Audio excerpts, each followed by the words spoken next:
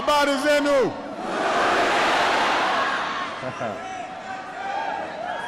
Wa Kenya, Impio. It is great to be back in Kenya. Thank you so much for this extraordinary welcome.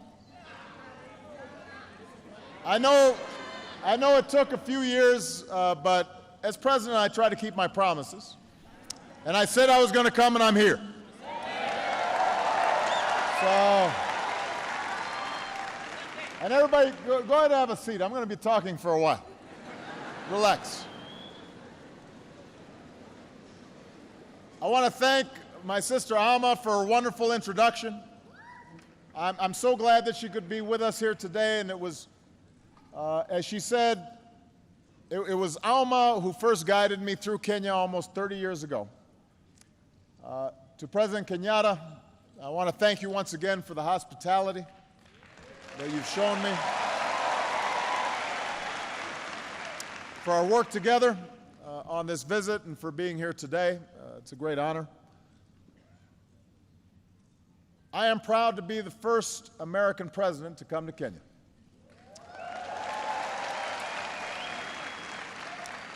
And of course, I'm the first Kenyan American to be president of the United States.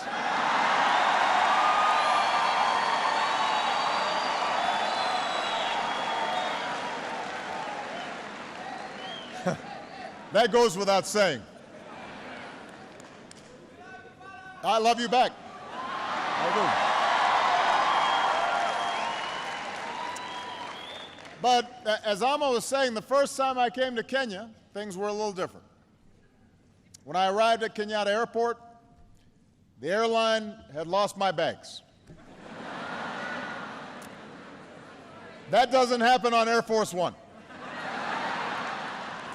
They always have my luggage on Air Force One. As she said, Alma picked me up in an old Volkswagen Beetle. And I think the entire stay I was here, it broke down 4 or 5 times. We'd be on the highway, we'd have to call the Jokali. He'd bring his tools. We'd be sitting there waiting. And I slept on a cot in her apartment. Instead of eating at fancy banquets with the president, we were drinking tea and eating ugali, and sukuma wiki, and so there wasn't a lot of luxury. Sometimes the lights would go out. They still do, is that what someone said? But you know, there was something more important than luxury on that first trip. And that was a sense of being recognized, being seen.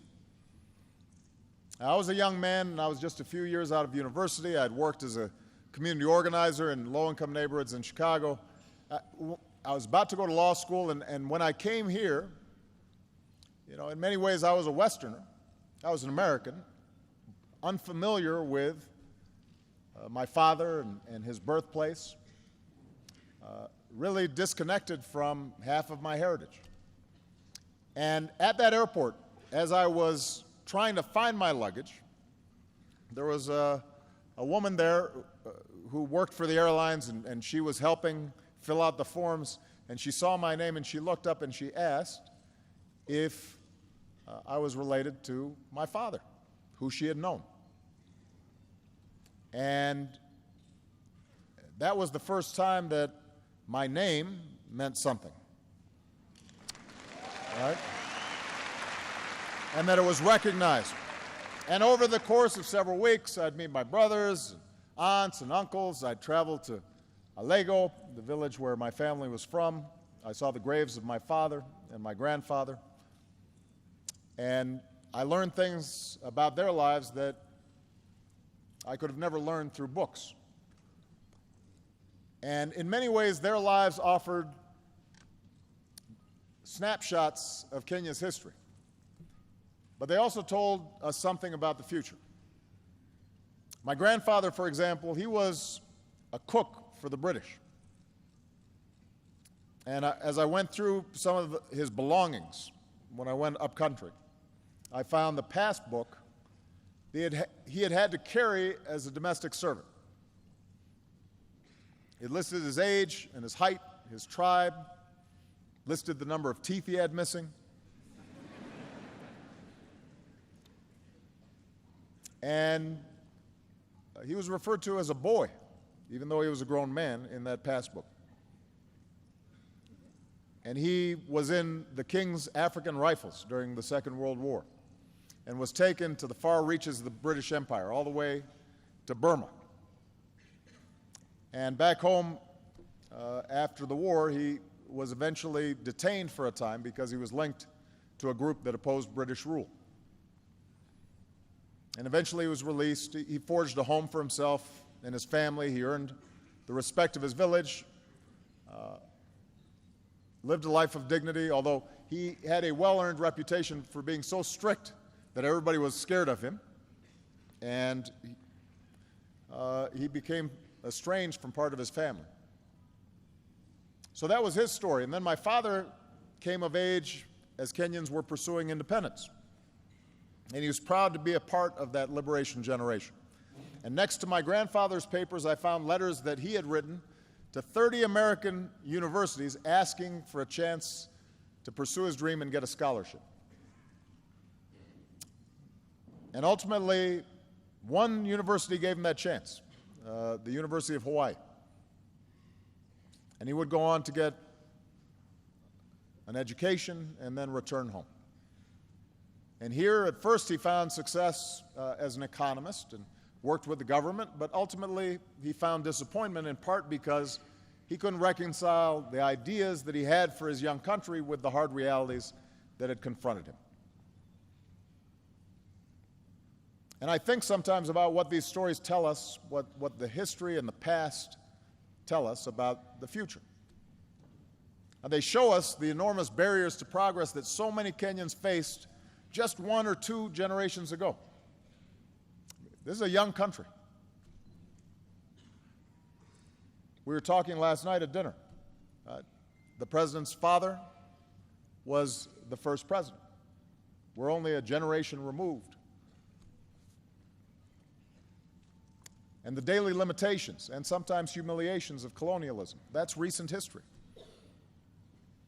The corruption and cronyism and tribalism that sometimes confront young nations, that's recent history. But what these stories also tell us is an arc of progress. From foreign rule to independence, from isolation to education and engagement with a wider world. It speaks of incredible progress. So we have to know the history of Kenya, just as we Americans have to know our American history. All people have to understand where they come from. But we also have to remember why these lessons are important. We know our history so that we can learn from it. We learn our history because we understand the sacrifices that were made before, so that when we make sacrifices, we understand we're doing it on behalf of future generations. There's a proverb that says, "We have not inherited this land from our forebears, we have borrowed it from our children." In other words, we study the past so it can guide us into the future and inspire us to do better. And when it comes to the people of Kenya, particularly the youth, I believe there is no limit to what you can achieve. A young, ambitious Kenyan today should not have to do what my grandfather did and serve a foreign master. You don't need to do what my father did and leave your home in order to get a good education and access to opportunity. Because of Kenya's progress, because of your potential, you can build your future right here, right now.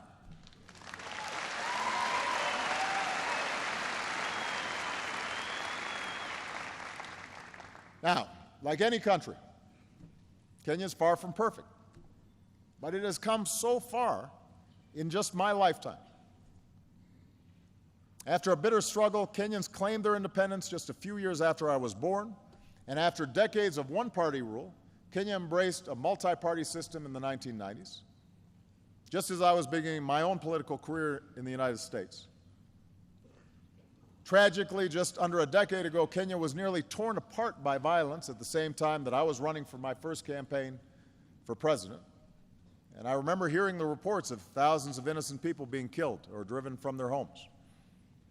And from a distance, it seemed like the Kenya that I knew, a Kenya that was able to reach beyond ethnic and tribal lines, that it might split apart across those lines of tribe and ethnicity.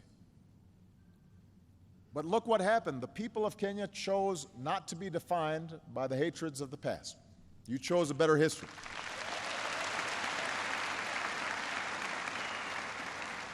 The voices of ordinary people and political leaders and civil society did not eliminate all these divisions, but you addressed the divisions and differences peacefully.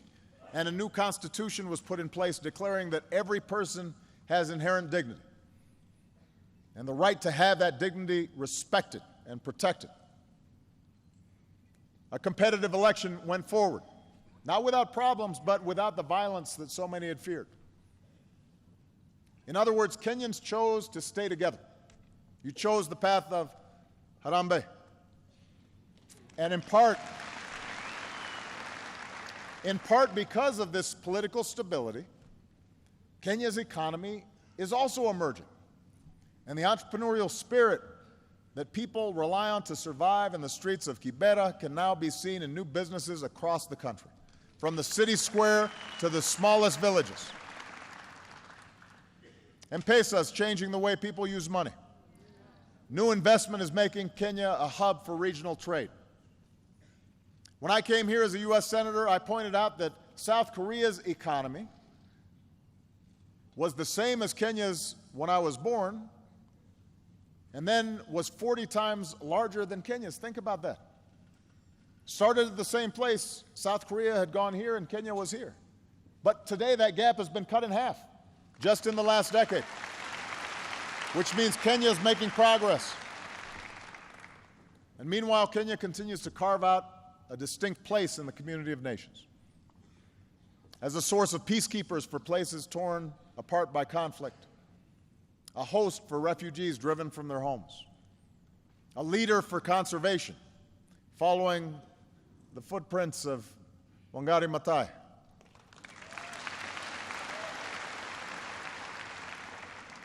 Kenya is one of the places on this continent that truly observes freedom of the press and their fearless journalists and courageous civil society members. And in the United States, we see the legacy of Kip Keino every time a Kenyan wins one of our marathons.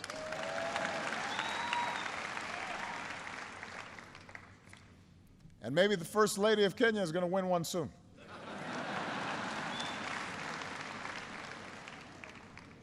I told the President he has to start running with his wife. We want him to stay fit. So there's much to be proud of, much progress to lift up. It's a good news story. But we also know the progress is not complete. There are still problems that shadow ordinary Kenyans every day. Challenges that can deny you your livelihood and sometimes deny you lives. As in America and so many countries around the globe, economic growth has not always been broadly shared. Sometimes people at the top do very well, but ordinary people still struggle. Today, a young child in Nyanza province is 4 times more likely to die than a child in Central province, even though they are equal in dignity in the eyes of God. That's a gap that has to be closed. A girl in Rift Valley is far less likely to attend secondary school than a girl in Nairobi. That's a gap that has to be closed. Across the country, one study shows corruption costs Kenyans 250,000 jobs every year, because every shilling that's paid as a bribe could be put into the pocket of somebody who's actually doing an honest day's work.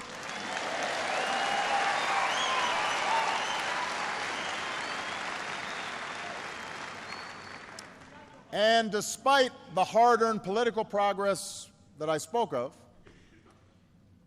those political gains still have to be protected.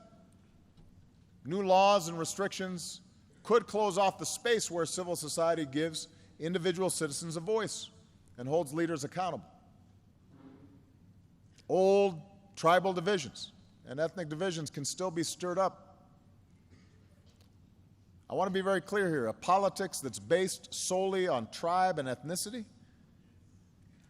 is a politics that's doomed to tear a country apart.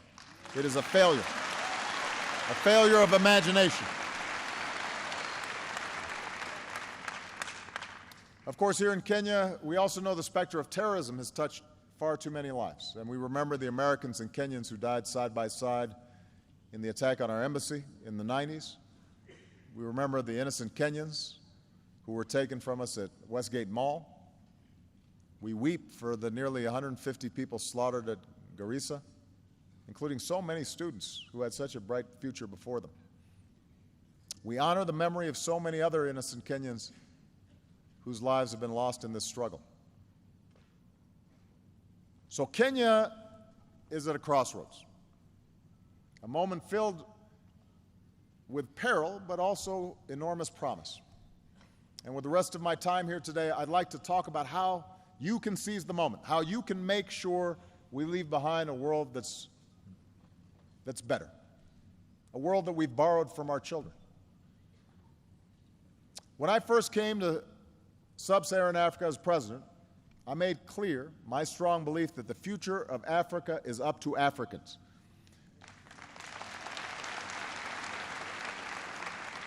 For too long, I think that many looked to the outside for salvation and focused on somebody else being at fault for the problems of the continent. And as my sister said, ultimately, we are each responsible for our own destiny. And I'm here as president of a country that sees Kenya as an important partner. I'm here as a friend who wants Kenya to succeed. And the pillars of that success are clear: strong democratic governance, development that provides opportunity for all people and not just some, a sense of national identity that rejects conflict for a future of peace and reconciliation. And today we can see that future for Kenya on the horizon, but tough choices are going to have to be made in order to arrive at that destination. In the United States, I always say that what makes America exceptional is not the fact that we're perfect. It's the fact that we struggle to improve. We're self-critical. We work to live up to our highest values and ideals, knowing that we're not always going to achieve them perfectly, but we keep on trying to perfect our union. And what's true for America is also true for Kenya. You can't be complacent and accept the world just as it is. You have to imagine what the world might be and then push and work towards that future. Progress requires that you honestly confront the dark corners of our own past, extend rights and opportunities to more of your citizens, see the differences and diversity of this country as a strength, just as we in America try to see the diversity of our country as a strength and not a weakness. So you can choose the path to progress, but it requires making some important choices. First and foremost, it means continuing down the path of a strong, more inclusive, more accountable, and transparent democracy.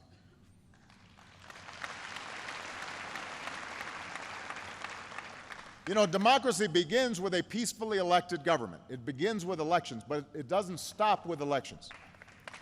So your Constitution offers a roadmap to governance that's more responsive to the people through protections against unchecked power, more power in the hands of local communities. For this system to succeed, there also has to be space for citizens to exercise their rights.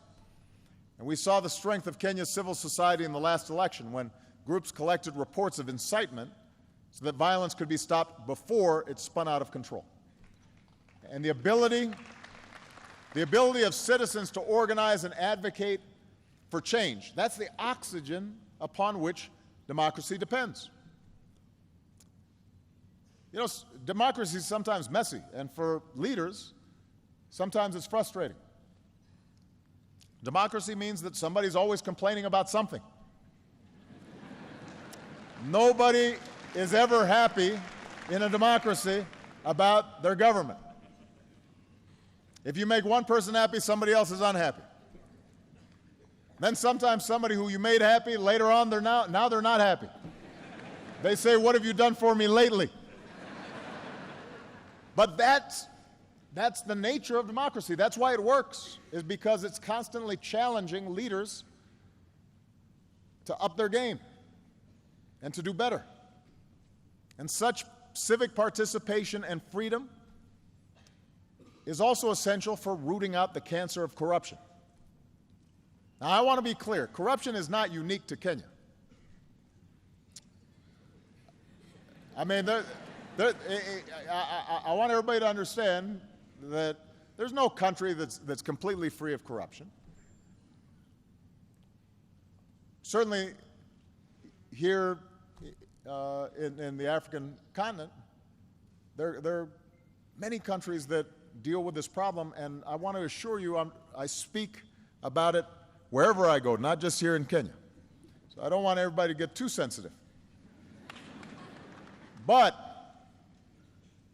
the fact is, too often, here in Kenya, as is true in other places, corruption is tolerated because that's how things have always been done. People just think that that is sort of the normal state of affairs. And there was a time in the United States where that was true too. My hometown of Chicago was infamous for Al Capone and you know, the mob and organized crime corrupting law enforcement. But what happened was that over time people got fed up, and leaders stood up and they said, "We're not going to play that game anymore." And you changed the culture and you changed habits.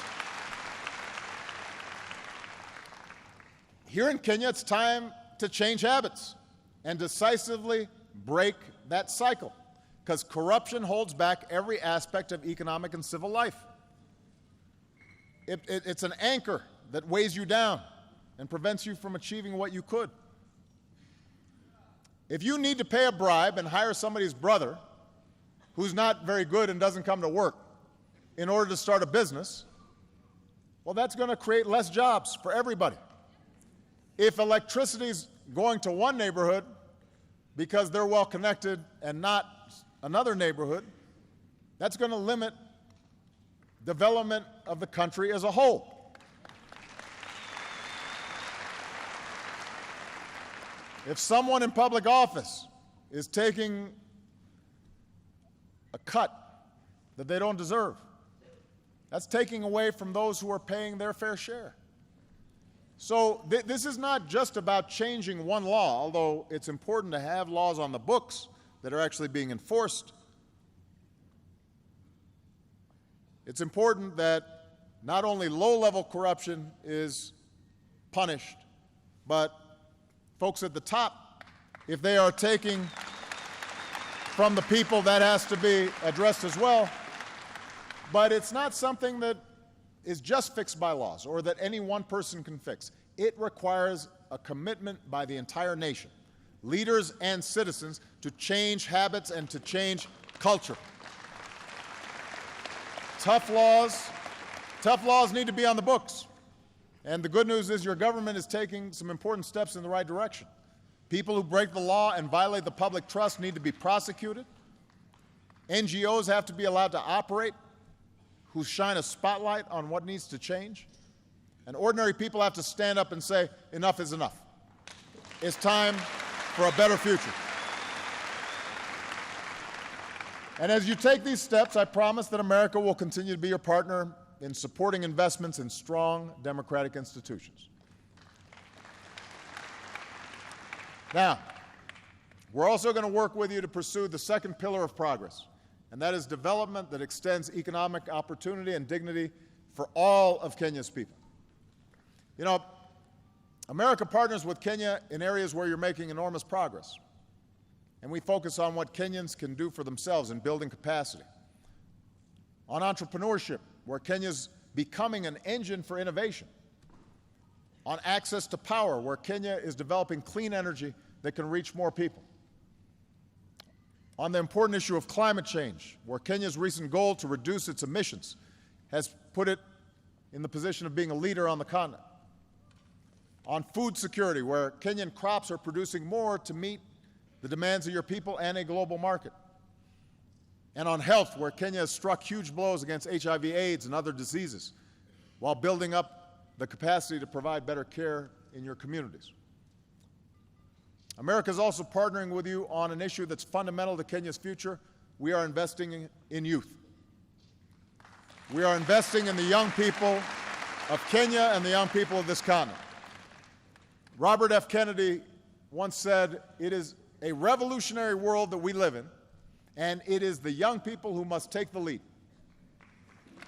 It's the young people who must take the lead. So through our Young African Leaders Initiative, we are empowering and connecting young people. Connecting young people from across the continent who are filled with energy and optimism and idealism and are going to take Africa to new heights. And these young people, they're not weighed down by the old ways. They're creating a new path. And these are the elements for success in this 21st century. To continue down this path of progress, it will be vital for Kenya to recognize that no country can achieve its full potential unless it draws on the talents of all its people, and that must include the half of Kenyans, maybe a little more than half, who are women and girls. Now, I'm going to spend a little time on this just for a second. Every country and every culture has traditions that are unique and help make that country what it is. But just because something is a part of your past doesn't make it right. It doesn't mean that it defines your future. You know, look at us in the United States. Recently, we've been having a debate about the Confederate flag. Some of you may be familiar with this. This was a symbol for those states who fought against the Union to preserve slavery. Now, as a historical artifact, it's important. But some have argued that it's just a symbol of heritage that should fly in public spaces. The fact is, it was a flag that flew over an army that fought to maintain a system of slavery and racial subjugation. So we should understand our history, but we should also recognize that it sends a bad message to those who were liberated from slavery and oppression. And in part because of unspeakable tragedy that took place recently, where a young man who was a fan of the Confederate flag and racial superiority shot helpless people in a church. More and more Americans of all races are realizing now that that flag should come down. Just because something's a tradition doesn't make it right. Well, so around the world, there is a tradition of repressing women and treating them differently and not giving them the same opportunities, and husbands beating their wives, and children not being sent to school. Those are traditions. Treating women and girls as second-class citizens, those are bad traditions. They need to change. They're holding you back.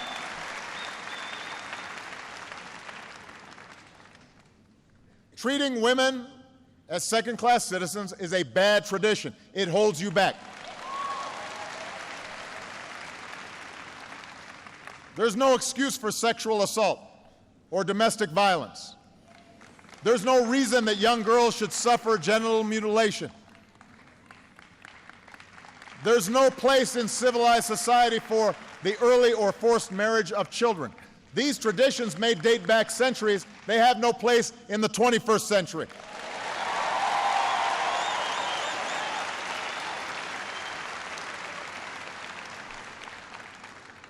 These are issues of right and wrong in any culture. But they're also issues of success and failure. Any nation that fails to educate its girls or employ its women and allowing them to maximize their potential is doomed to fall behind in the global economy. You know, we're in a sports center.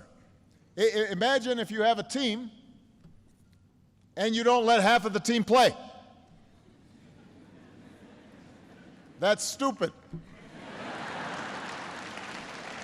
That makes no sense. And the evidence shows that communities that give their daughters the same opportunities as their sons, they are more peaceful, they are more prosperous, they develop faster, they are more likely to succeed. That's true in America, that's true here in Kenya. It doesn't matter.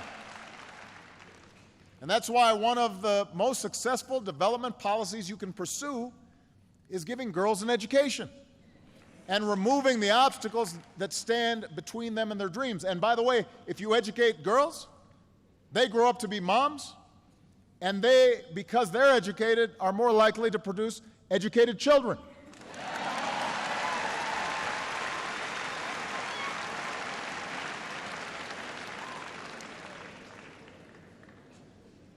So,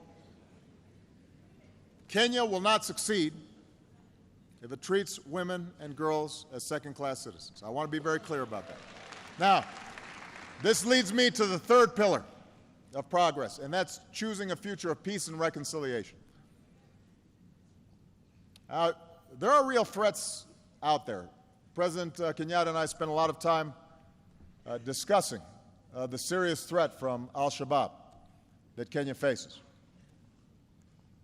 The United States faces similar threats of terrorism. We are grateful for the sacrifices made by Kenyans on the front lines as part of AMISOM. We're proud of the efforts that we're making to strengthen Kenya's capabilities through our new security governance initiative. We're going to stand shoulder to shoulder with you in this fight against terrorism for as long as it takes. But as I mentioned yesterday, it is important to remember that violent extremists want us to turn against one another. That's what terrorists typically try to exploit. They know that they are a small minority. They know that they can't win conventionally. So what they try to do is target societies where they can exploit divisions. That's what happens in Iraq. That's what happens around the world. That's what happened in Northern Ireland.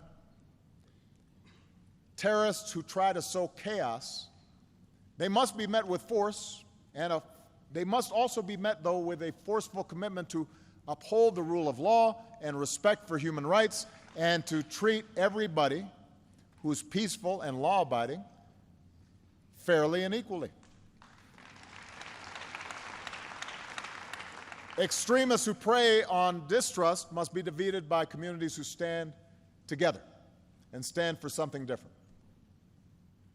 And the most important example here is that the United States and Kenya both have Muslim minorities, but those minorities make enormous contributions to our countries.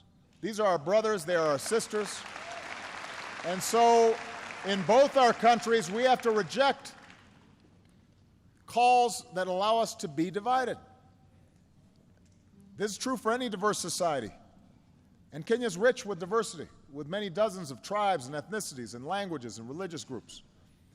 And time and again, just as we've seen the dangers of religious or ethnic violence, we've seen that Kenya is stronger when Kenyans stand united with a sense of national identity. That was the case on December 12, 1963, when cities and villages across this country celebrated the birth of a nation. It was true in 2010, when Kenya replaced the anarchy of ethnic violence with the order of a new constitution.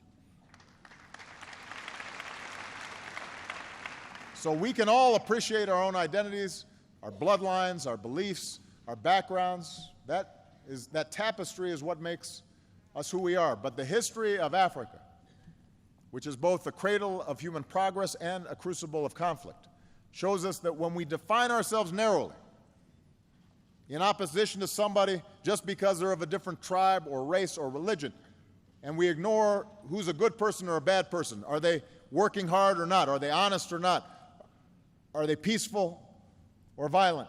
When we start making distinctions solely based on status and not what people do, then we're taking a wrong path, and we inevitably suffer in the end.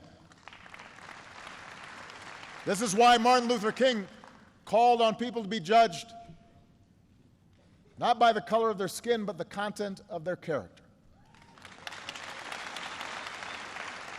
And in the same way, people should not be judged by their last name or their religious faith, but by their content of their character and how they behave. Are they good citizens? Are they good people? In the United States, we embrace the motto, e pluribus unum.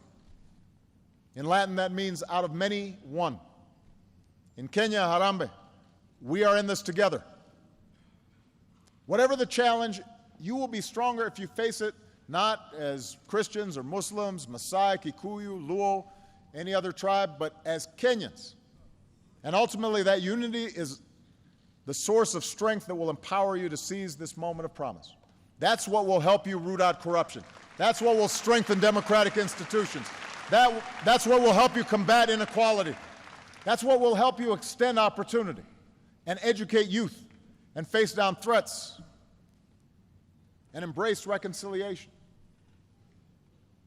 So I want to say, particularly to the young people here today, Kenya is on the move. Africa is on the move. You are poised to play a bigger role in this world as the shadows of the past are replaced by the light that you offer an increasingly interconnected world. And in the light of this new day, we have to learn to see ourselves in one another. We have to see that we are connected. Our fates are bound together. Because in the end, we're all part of one tribe, the human tribe. And no matter who we are or where we come from or what we look like or who we love or what God we worship, we're connected. Our fates are bound up with one another. Kenya holds within it all that diversity, and with diversity sometimes comes difficulty. But I look to Kenya's future filled with hope, and I'm hopeful because of you, the people of Kenya, especially the young people. There are some amazing examples of what's going on right now with young people. I'm hopeful because of a young man named Richard Ruto Torosia. Richard helped build Yes, Youth Can. I like the phrase, yes, Youth Can.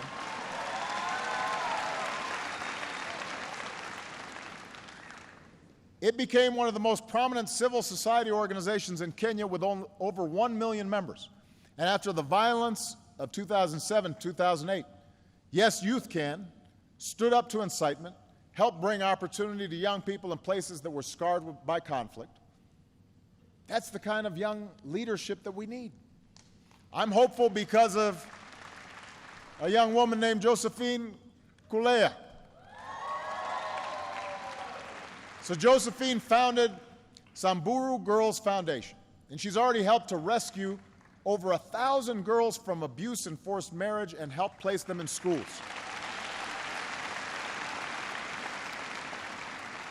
A member of the Samburu tribe herself, she's personally planned rescue missions to help girls as young as 6 years old. And she explains that the longer a girl is in school, everything for her income, for her family, for this country, everything changes. She gives me hope. I'm hopeful because of a young woman named Jamila Abbas. So Jamila founded M-Farm, which is a mobile platform that is already used by over 14,000 people across Kenya. M-Farm makes it easy for farmers to get information that lets them match their crops with what the market demands. And studies show that it can help farmers double their sales. So here's what Jamila said. I love Kenya because you feel you are home anywhere you go. Home anywhere you go.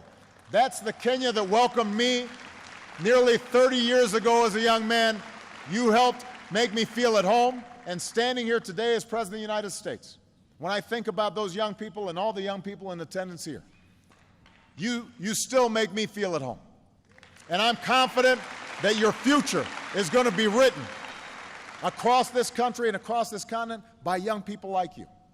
Young men and women who don't have to struggle under a colonial power, who don't have to look overseas to realize your dreams. Yes, you can realize your dreams right here, right now.